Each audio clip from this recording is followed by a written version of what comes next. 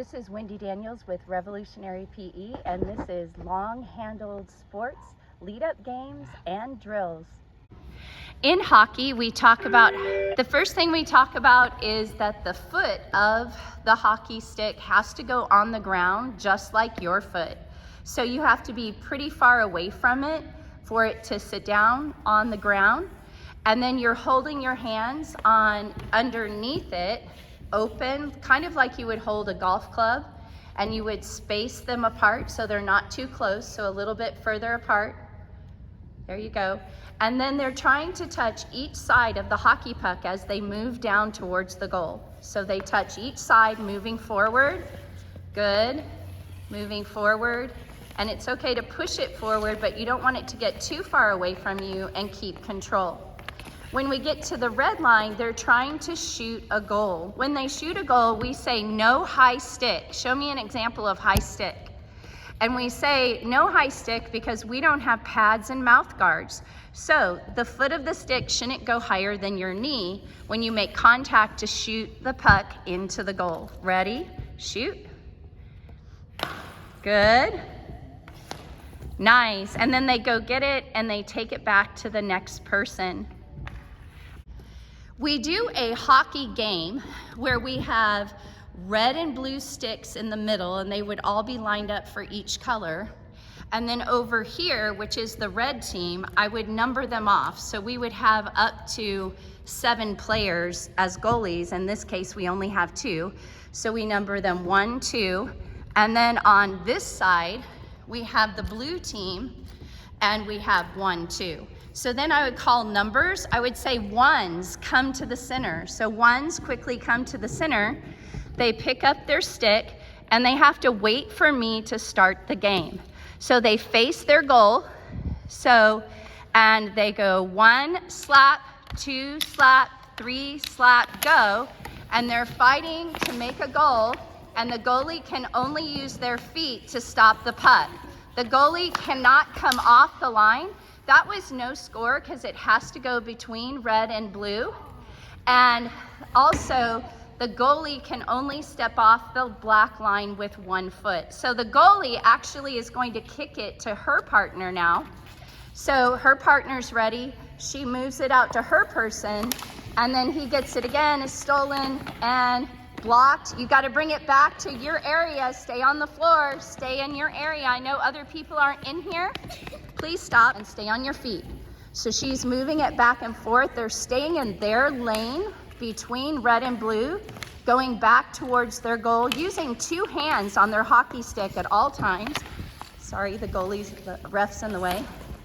And now we had a score. So now you would bring it back, and Rebecca, the blue team, has the ball.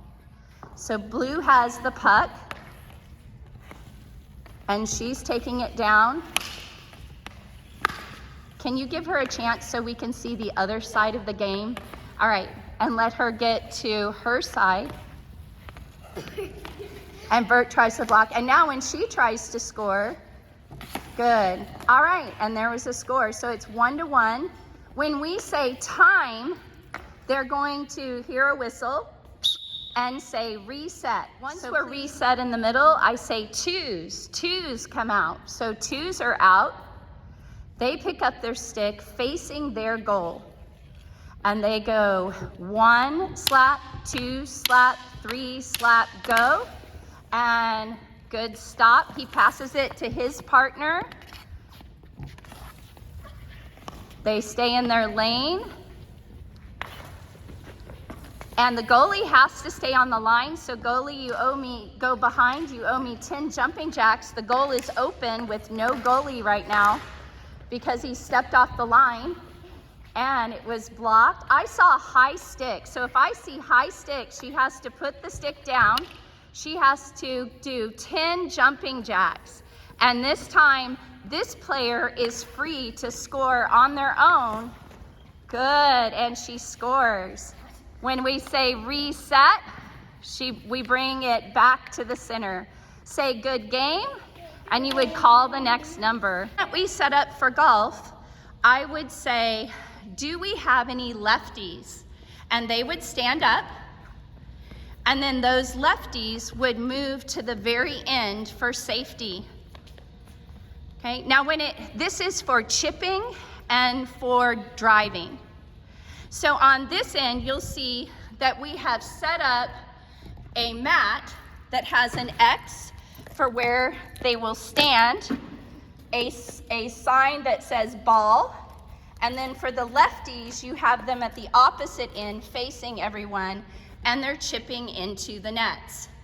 So the first person from each line would come up and would go to the X. And I do have a left-handed club. These plastic clubs are on Amazon for our little kids. And they're going to practice their swing, line it up with the ball. Never take your eye off the ball. It's okay. Then they go straight. They can never go in front of their person. They get any ball, nope. And you go straight to the wall.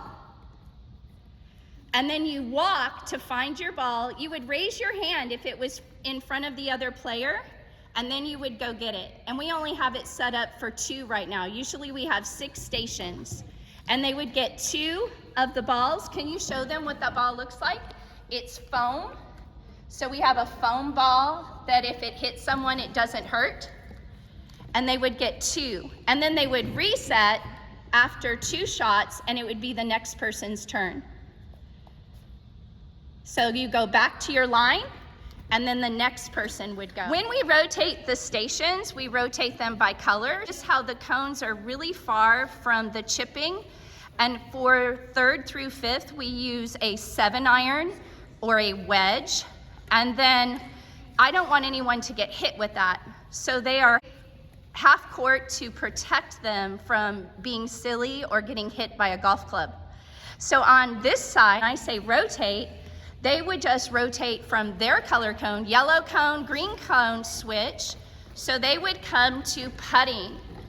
In golf, when they rotate to this end, we tape down 6 golf greens. The first player comes up. If they're a lefty, then they stand where it's comfortable for them.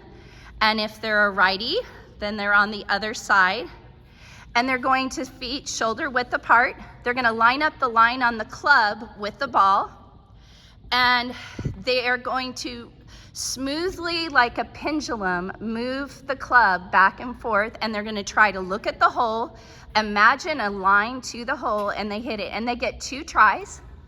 So almost, and they never step on the green. Good job. They don't have to start over. You can, in golf, you play it from where it stopped. So you can put it back. If they want to start from the beginning, that's okay too. And they want to be careful not to hit it too hard. Awesome. And then it would be the next person's turn. They reset it. One thing we have to tell some people is be careful not to hit it too hard where it bounces off the wall and ends up on the other side, or you'll end up in our penalty box. So again, feet shoulder width apart.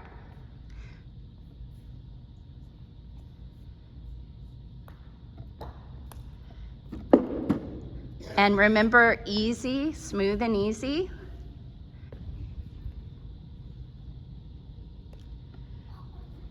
Yeah, nice job.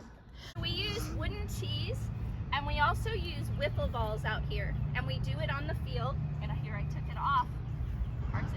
Okay, and when you're gonna line up your driver, the head of the driver behind the ball, and then you're going to let the club lay down. And then this foot should line up kind of with the ball. So you're slightly kind of behind the ball.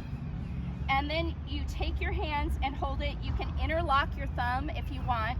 You're locking your elbows and you're keeping your eye on the ball, and you're bringing the club here, swinging through, and look at my hips. My hips face where I want it to go. And now my elbows can bend when I finish. So you're starting here and you're swinging, okay? So if you'll step up and try that. And our lefties would move to the end. So we would say all lefties move to the next cone. When you're ready, keep your eye on the ball and swing. Good. And we would give them at least 2 balls. And if the tee breaks, wait, Tucker. So they get 2 tries before we rotate to the next person. And please remain behind the cone for safety. If your tee broke, raise your hand and I have a new one for you.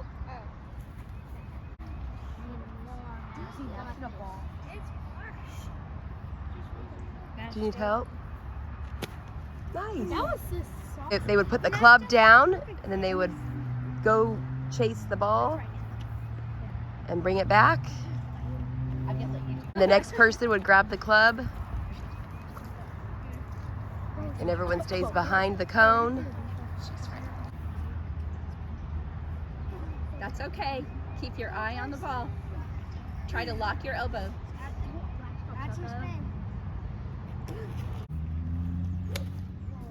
Good. Nice. In tennis, on the first day, we tell students to get on a yellow dot. So we have painted yellow dots on the gym floor, and they're at least 5.5 feet apart. So if they're doing jump rope or if they're playing tennis, that they're not going to hit someone with a racket. Then I ask them to go forward. At the back of their line is a tennis racket. Please go get your racket and then go back to your yellow dot. When they get to their yellow dot, I ask them to shake hands with their racket, and then if they need a ball, they're to raise their racket, and I would roll one to them, because that way they're not running around the gym. They can step off a step from their dot to go get a ball. Car race. So they're trying to get the ball to go around the edge of their racket. Times can you get it around the edge of your racket? And this is our eye-hand coordination. Great job. The next thing is I ask them to bounce the ball on the ground in its Nemo. So they bounce it, catch it between their lucky fin, their hand, and the racket. Good. The next thing we say is you're going to name your ball, and that's your dog. You're gonna walk your dog, set it down, and go one way around the track. And start walking, turn your side body to the ball, and do not lose contact with the ball. Good job. With our partners, the first thing is called Mr. Crab. So if you're on the black line, you should have both rackets. If you're on the red line, you should have the ball. And the idea is you're bouncing the ball in the middle, and then Mr. Crab is catching it with his 2 claws. Ready? Bounce. And then you're rolling it back to your partner. Rolling it gently to their partner. And we keep going.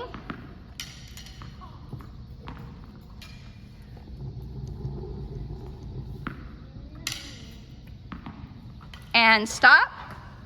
The next drill is called train wreck. So raise your racket if you don't have 2 balls next to you, because each partner needs their own racket and their own ball.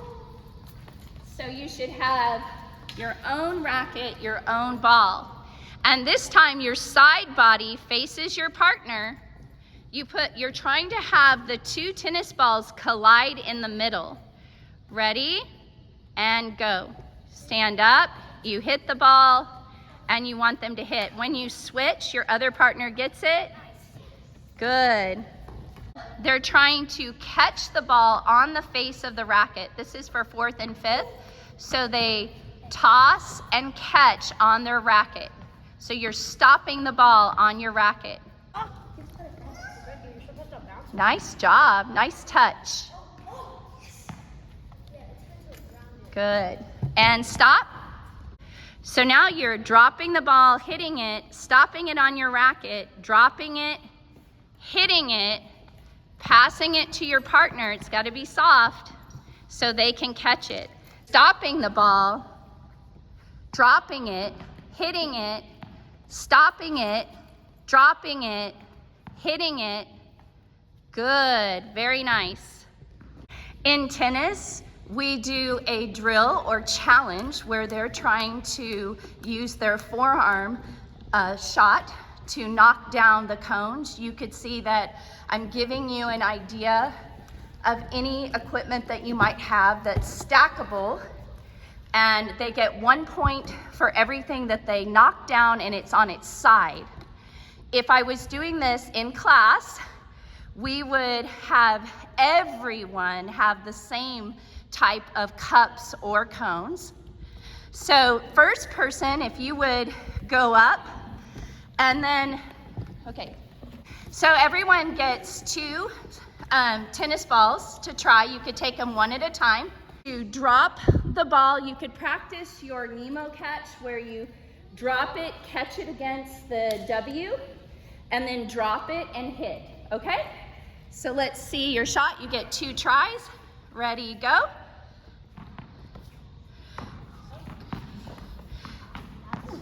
And then try another one. Don't chase it, just get another ball. Drop, hit, good. And then next person gets a try.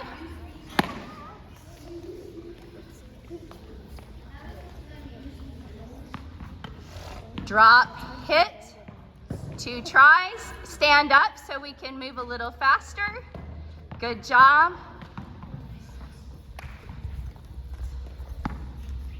It sounds easier than it is, right? Oh yeah. It looks super easy, but... It's pretty hard. Oh, we got one. Good job. Oh, but it landed on its bottom. So... All right. Look, we got one over. It helps if there's a little more room between the net and the wall and where the cones are. Looking good. If we counted just any cones that moved, we'd have 2 points, 1 point, 1 point. And you can notice that with the cups, if everyone was using cups, there would be 1, 2, 3, 4, 5, 6 on the ground on their side. So decide what equipment you would like. For the first person in line, will you go to the other side of the net, please? First person in line goes to the other side. And what you're going to do is bounce the ball to your tennis player who's going to return it with their forearm. So ready? They get 3 balls. Do not throw it at them, and the person hitting with the tennis racket, do not hit it too hard. This is just control. Ready, go. And try to get it in front of them at the red line. You do not want to hit your player. If you're in line, stay behind the cone for safety. And it's not baseball, so you want to make sure you're not holding the racket with 2 hands. You don't need power in this shot. Good. All right, hold on. The person on the other side of the net tossing the ball stays there and tosses 3 tennis balls to, go ahead guys, to everyone on their team, and then you switch who's on that side. So they would make sure they go through a full rotation. Turn your side body to the net, and then when the ball comes to you, you turn your side body to the net and hit the ball. Good job. We don't hit it forward, we hit it from the side. So we're learning, we're all learning. And I love that you're trying your backhand. It's okay if you want to turn, and if you're a lefty, that's natural, right? Okay. When you've thrown the ball to everyone on your team, you get to switch.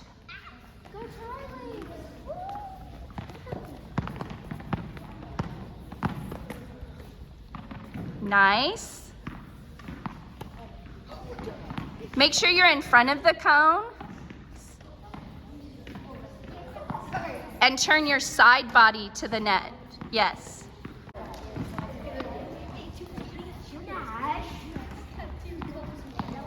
Try and aim at to bounce at the red line so you're not getting it into the player's zone. And not too hard. Not too hard, please.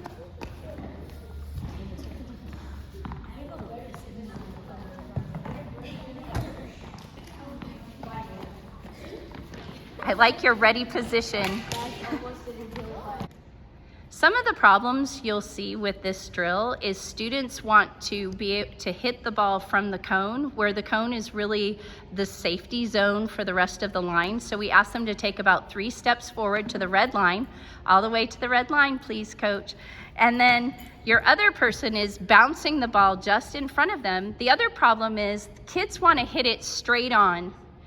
So you have to tell them that you're in a ready position. We're not hitting it straight on. We're turning our body and we're going to hit it to the side of the net, and it bounces in front of us. And we also don't want to throw it so high in the air they can't get it. We want to bounce it in front of them. And not at the net. We want to get it over it. They're having way too much fun breaking all the rules. All right, and we're not playing baseball. We don't need power. Sometimes in tennis you use 2 hands. Right now we're working on contact with the ball and with our form. Okay, and not up. We're trying to make it over the net. Good, much better. For a full year of lesson plans and games like this, get lesson plans for elementary PE on Amazon now.